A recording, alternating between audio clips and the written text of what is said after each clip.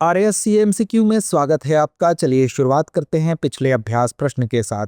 भारत के संविधान का निम्नलिखित में से कौन सा अनुच्छेद भारत के महान न्यायवादी के संसद के सदनों की कार्यवाही में भाग लेने के अधिकार से संबंधित है? विकल्प ए अनुच्छेद 77, विकल्प बी अनुच्छेद 78, विकल्प सी अनुच्छेद 88 या विकल्प डी अनुच्छेद 89। तो इसका सही जवाब है विकल्प सी अनुच्छेद 88। यह भारत के महान्यायवादी के संसद के दोनों सदनों की कार्यवाही में भाग लेने के अधिकार से संबंधित है। भारत का महान्यायवादी यानी अटॉर्नी जनरल भारत सरकार का मुख्य कानूनी सलाहकार तथा भारतीय उच्चतम न्यायालय में सरकार का मुख्य वकील होता है। तो चलिए शुरुआत करते हैं पहले प्रश्न के साथ।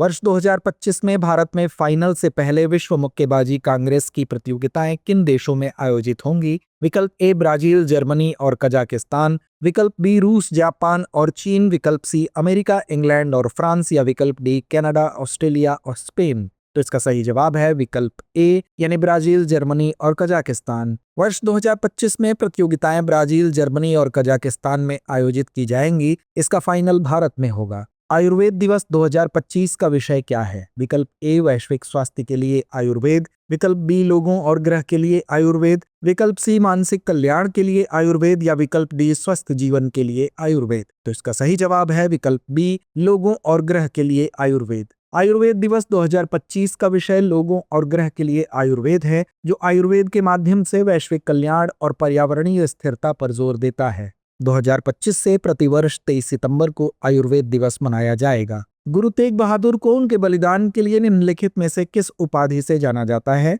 विकल्प ए हिंद की चादर, विकल्प बी शांति के गुरु, विकल्प सी सिख धर्म के रक्षक या विकल्प डी स्वतंत्रता के रक्षक। तो इसका सही जवाब है विकल्प ए हिंद की चादर। गुरु तेग बहादुर को धार्मिक स्वतंत्रता की रक्षा में उनके सर्वोच्च बलिदान के लिए हिंद की चादर, हिंद के रक्षक की उपाधि मिली। वे छठे सिख गुरु गुरु हरगोविंद के सबसे छोटे पुत्र थे। मुगल शासक औरंगजेब ने उनकी हत्या करवा दी थी। भारत में कुल सड़क यातायात का कितना प्रतिशत राष्ट्रीय राजमार्गों द्वारा वहन किया जाता है, जबकि वे सड़क नेटवर्क का केवल 2% ही हैं?